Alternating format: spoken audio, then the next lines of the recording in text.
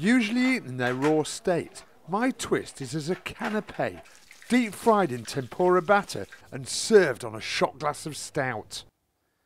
To make the tempura batter, whisk together some self-raising flour, a touch of baking powder and the beer.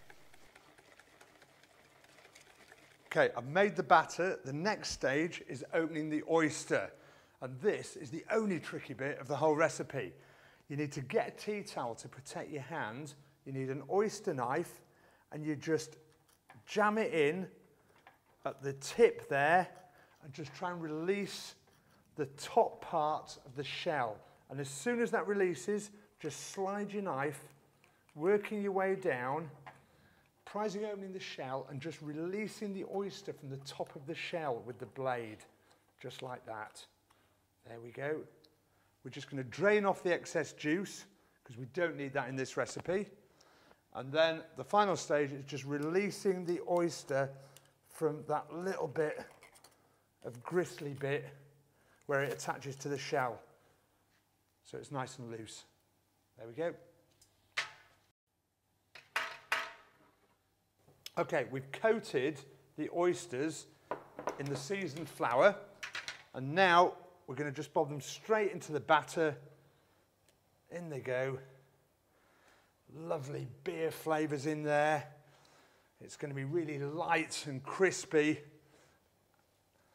And just make sure they're completely submerged. And then we're going to drop them into the hot oil.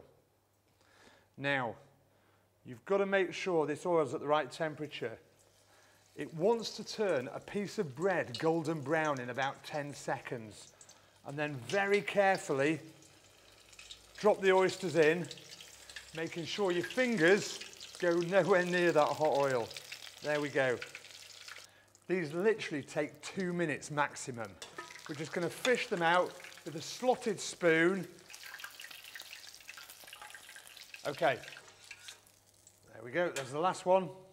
So to finish these off, for a fabulous little kind of novelty canapé, we've got a lovely little shot of our stout there. In this case, we've got the Fuller's double drop, and then just top each one with one of these little fellas. And that is one of the world's classic food and beer combinations. I'm going to bring in John now to be my ultimate taste tester. John. I'm looking forward to this. What do you reckon? I think that looks good to me. You'd be happy if you went to a party, wouldn't you? I don't think there's many left for you after that. Actually, okay, well, shall we have a little go? Yeah, why not? Help yourself. So, this is obviously made with your vintage recipe, your double drop stout. So, a little bit of oyster. Do we do this in one or do we sip? We're going to have 2 goes at this oyster, so we should have 2 goes at the beer. I like your thinking.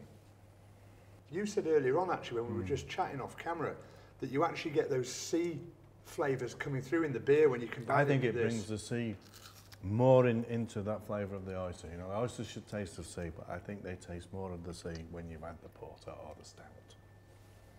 I think that works, and I like, you've got a lovely acidity in this stout, which just cuts through that fattiness in the batter. And you've got that lovely contrast between the sweetness of the oyster and the bitterness of the beer as well. I think so. And this beer has been aged now. I mean, this beer is over a year old, and it was aged before we put it into bottle. So you're getting that, as you say, that slight acidity into the beer, which was not unusual in porters and stouts. Absolutely. We forget that now. We don't really like that edge anymore. Yeah. But it's coming back. And it does help cleanse the palate, doesn't it? Oh, it really does. Well, I think we've just turned back the clock 100 years or so at least with that little combination. Yeah, well, I think so. I think so. Perhaps we should get all the draymen down and you should cook for them, I think. I think we should. Yeah. Cheers. Because that's what they would have been eating 100 and odd years ago. Yeah. Beautiful. Beautiful. Are we going to go and have another one? I think it'd be rude not to, wouldn't it? Come on, let's get stuck in.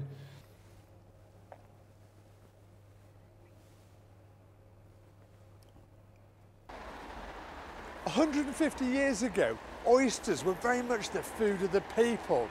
Now, it's good old fish and chips. And I'll tell you what, they do a fantastic batter round the corner, made with this brewer's beer. That's where I'm going for lunch.